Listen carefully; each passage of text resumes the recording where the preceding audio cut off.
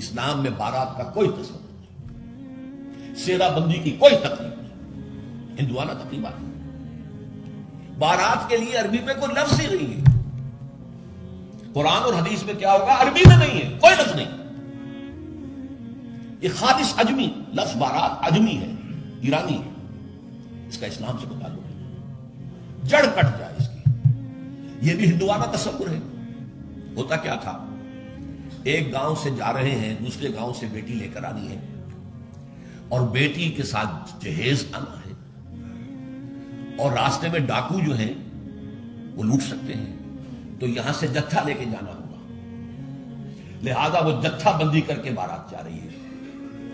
اب وہ جا کر جنج گھر جو بنے ہوئے ہیں وہاں پر ٹھہر رہی ہے، 2 دن 3 دن عیش کر رہے ہیں، چھرے اڑا رہے ہیں لڑکی والوں کے پیسے پر، پھر وہ مال غنیمت سے لدے پھندے واپس آ رہے ہیں، لہٰذا وہ جتھا حفاظت کرتا تھا۔ یہ سارا ہندوانہ تصور ہے، اسلام سے کوئی تعلق نہیں۔ تو نمبر 1 نکاح مسجد میں، نمبر 2 کوئی دعوت طعام ہی نہیں، کوئی بھی نہیں، نو انٹرٹینمنٹ واٹس ایور لڑکی والوں کی طرف سے۔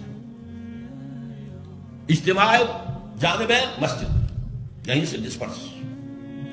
حضرت فاطمہ کو تو وداع کرانے کے لیے حضرت علی گئے بھی نہیں تھے۔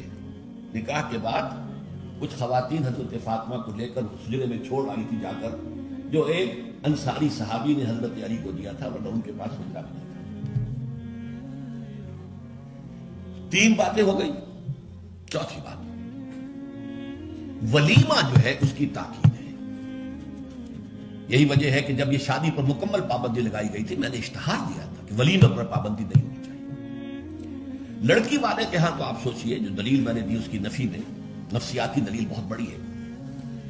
لڑکی والے کے ہاں ویسے تو لفظ شادی خوشی، وہاں بھی شادی یہاں بھی شادی، لڑکی والے کے ہاں خوشی نہیں ہوتی، اس کے گھر سے لخت جگر نور چشم نکل کر جا رہی ہے، کیسے خوشی ہوگی؟ مائیں رو رہی ہوتی ہیں، انہیں غشی پڑی ہوتی ہے جب بچیاں نکل رہی ہوتی ہیں، بہن بھائی رو رہے ہوتے ہیں، باپوں کی آنکھوں کے اندر بھی آنسو آئے ہوتے ہیں، نمی آئی ہوتی ہے۔ میں نے بھی 5 بیٹیاں رخصت کی اپنے گھر سے، اور آنکھوں میں نمی آئی ہے، couldn't withhold my tears۔ پھر یہ صرف یہ تو ہوتا ہے کہ ایک ذمہ داری کا بوجھ تھا، آج اتر گیا۔ اسے آپ انگریزی میں سائی آف ریلیف کہہ سکتے ہیں، بس خود خوشی نہیں۔ اس کی مثال میں دیا کرتا ہوں کہ کوئی جانور اگر قربانی کے لیے 10-15 دن پہلے آپ لے لیں، وہ بکرا کو مینڈھا، اور بچے اس کے ساتھ ہل جاتے ہیں، پھر کھلاتے ہیں، لے جاتے ہیں، چراتے ہیں، تو پھر وہ عید کے دن جب آپ اسے قربان کرتے ہیں تو بچے پچھاڑے کھا رہے ہوتے ہیں، رو رہے ہوتے ہیں، اتنا لاڈ اس جانور سے ہو جاتا ہے۔ تو یہ نور چشم لخت جگر گھر سے نکل رہی ہے، 18-20 برس نہیں ہے آپ کے گھر میں آج جا رہی ہے۔ ٹھیک ہے، سائی آف ریلیف ہے، لیکن اندیشہ بھی ہوتا ہے، ذہن میں رکھیے، ہمیشہ ہوگا۔ پتہ نہیں بیل منڈے چڑھے نہ چڑھے، موافقت مزاج کی ہو نہ ہو، نئے ماحول میں جانا ہے، ایڈجسٹمنٹ ہو نہ ہو، اپنی حد تک پورا اطمینان کر لیا ہے، دیکھ لیا ہے، سوچ بچار کر لیا ہے، لیکن کیا کہا جا سکتا؟ ایک بالکل یوں سمجھیے کہ ایک نیا ماحول ہے، نئی جگہ جا رہی ہے، لہذا وہ اندیشہ بھی موجود ہوتا ہے۔ لہذا واقعتاً لڑکی والوں کے ہاں خوشی کا موقع نہیں ہے، ان کے ہاتھوں مرغ پلاؤ کھانا بے غیرتی ہے۔ ہاں، لڑکے والے کے ہاں خوشی ہے، اس کا گھر آباد ہوا ہے، اور اسے حکم دیا حضور نے، اولموا ولو بشاۃ، ولیمہ ضرور کرو، چاہے تمہارے پاس ایک ہی بکری ہو۔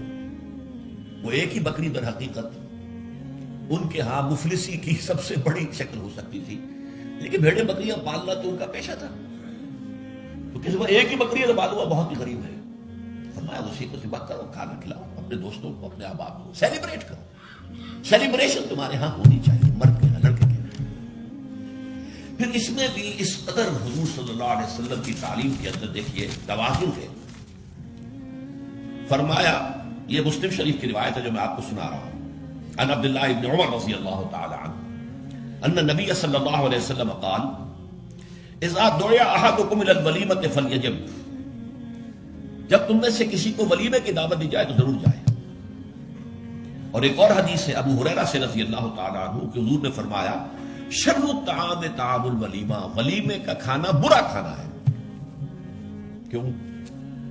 اس میں غریبوں کو نہیں بلایا جاتا، بلکہ غریبوں کو تو دھکے دیے جاتے ہیں۔ آپ دیکھتے ہیں بڑے بڑے ٹینک لگے ہو، لگے ہوتے ہیں ٹینٹ اور وہاں پر اندر جو کچھ ہو رہا ہوتا ہے، کھانا ضائع بھی ہو رہا ہوتا ہے، غریب کو تو کسی کو داخل نہیں ہونے دیں گے نا. اور ہے بھی نہیں، وہ مسلی کھلانے کے لیے تو نہیں ہے نا، وہ تو اپنے اعزاء رشتہ دار احباب ان کو اپنی خوشی میں شریک کرنے کے لیے.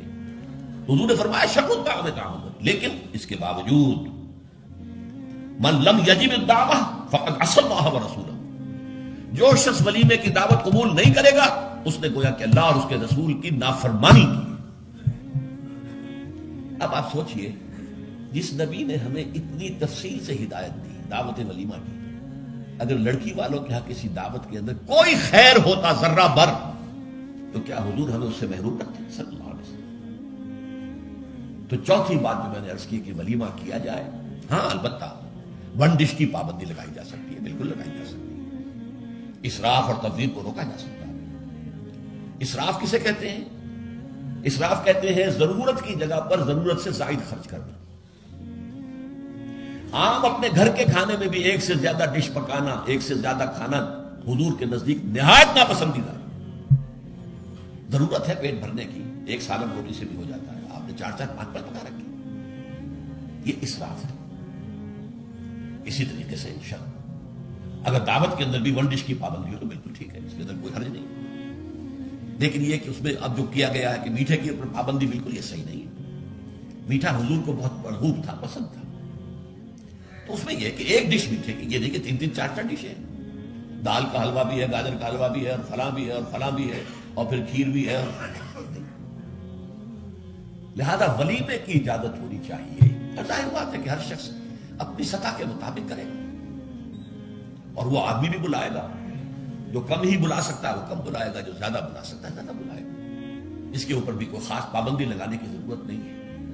لیکن ظاہر بات ہے جو میں نے ایک بات کی ہے، اس سے شادی بیاہ کے اخراجات کا ایک حصہ تو بالکل ختم ہو گیا نا. لڑکی والوں کی طرف سے تو زیرو ہو گیا، نہ کوئی سیلیبریشن، نہ کوئی دعوت، نہ کوئی خیمے لگانے کی ضرورت، نہ کچھ اور ریسیپشن، کچھ کیسے بالکل زیرو. لڑکے والے جو ہیں دعوت ولیمہ، اور اس کے اندر ظاہر بات ہے کہ اپنے ساتھیوں کو، دوستوں کو، اعزاء کو، اقارب کو جس حد تک بھی اس کے لیے ممکن ہے. اچھا یہاں تک فرمایا ہو کہ اگر تمہارے کسی بھائی نے نکاح کیا ہو اور اس کے پاس کچھ بھی نہیں ہے تو وہ ولیمہ کر سکے، اپنے گھر سے کھانا لے جاؤ اور جا کر اس کے ہاں بیٹھ کر کھا، سیلیبریٹ کرو، اس کی خوشی میں شریک ہو. یہ کس قدر فطری تعلیمات ہے. اور